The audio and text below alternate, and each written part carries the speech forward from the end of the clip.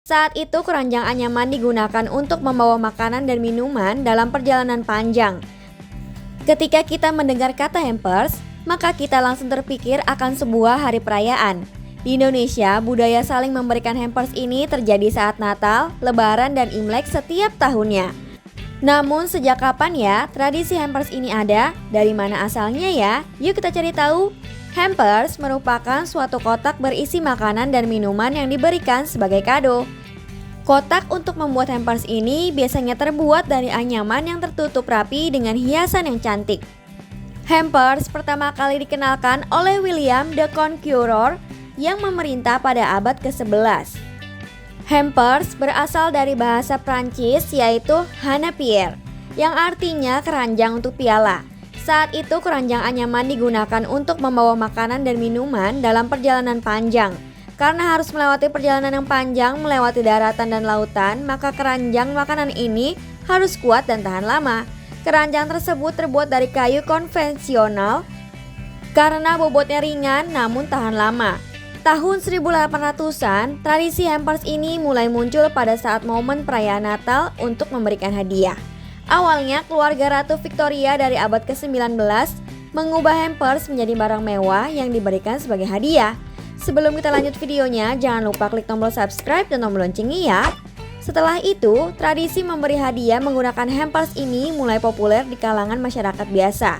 Seiring berjalannya waktu, hampers kemudian menjadi hal yang wajar diberikan oleh siapapun, terutama saat hari-hari spesial. Apa perbedaan hampers dan parcel ya? Dalam bahasa Inggris, parcel berarti sesuatu yang sudah dibungkus. Sedangkan hampers mengarah pada suatu keranjang yang enggak dibungkus biasa. Parcel biasanya diberikan kepada orang terdekat tanpa harus diperlakukan secara khusus karena bersifat umum. Sedangkan hampers hanya diberikan kepada orang terdekat karena dikirimkan pada perayaan hari khusus. Nah, itulah awal mula hampers berdasarkan beberapa sumber. Sekarang kita cari tahu hewan yang pernah ke ruang angkasa. Pada 1970, NASA meluncurkan pesawat ruang angkasa Orbiting Frog Otolith atau OFO bersama dengan dua katak lembu Amerika atau Alcates bainus. Hai kids, masih ingat hewan apa saja yang pernah ke ruang angkasa? Video kali ini kita mau bahas hewan yang pernah ke ruang angkasa lainnya. Yuk kita cari tahu bersama. Kucing. Pada 1963, Prancis mengirim kucing atau F. catus ke ruang angkasa. Kucing betina itu bernama Felicette. Bagian otak Felicette ditanami elektroda untuk merekam aktivitas otak selama di ruang angkasa. Felicette kembali selamat ke bumi. Namun, 2 bulan setelahnya Felicette menjalani euthanasia untuk dipelajari lebih lanjut. Felicette satu-satunya kucing yang pergi ke ruang angkasa loh. Untuk mengenang jasanya, didirikan patung International Space University, Prancis, dan menjadi salah satu koleksi perangko. Kura-kura. 2 kura-kura dikirim ke ruang angkasa dengan pesawat ruang angkasa Zone 5 pada 14 September 1968 oleh Uni Soviet. Tahukah kids, kedua kura-kura ini menjadi salah satu jenis makhluk hidup pertama yang mengelilingi bulan. Keduanya kembali dengan selamat ke bumi meski berat badannya berkurang. Laba-laba.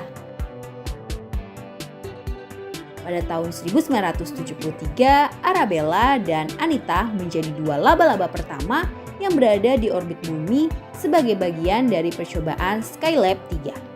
Tujuan kedua laba-laba ini untuk mengetahui apakah laba-laba bisa membuat sarang di ruang angkasa. Sebelum kita lanjut videonya, jangan lupa klik tombol subscribe dan tombol loncengnya ya. Katak. Pada 1970, NASA meluncurkan pesawat ruang angkasa Orbiting Frog Otolith atau OFO bersama dengan 2 katak lembu Amerika atau Alcates bainus. Proyek ini digunakan untuk menyelidiki mabuk perjalanan ruang angkasa. Elektroda ditanamkan ke dada dan sistem vestibular ke dalam telinga katak lembu untuk merekam data di keadaan tanpa gravitasi. Hasil studi memperlihatkan bahwa setelah 6 hari, katak lembu beradaptasi dan sistem vestibular mereka kembali normal. Cacing gelang.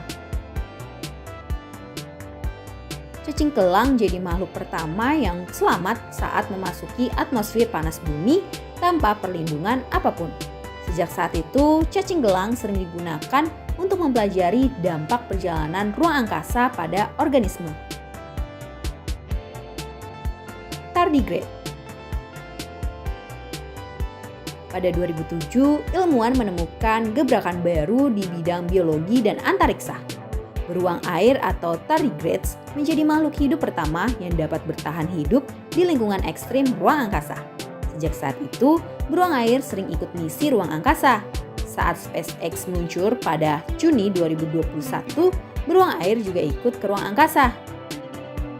Itulah beberapa hewan yang pernah ke ruang angkasa. Keren ya kids?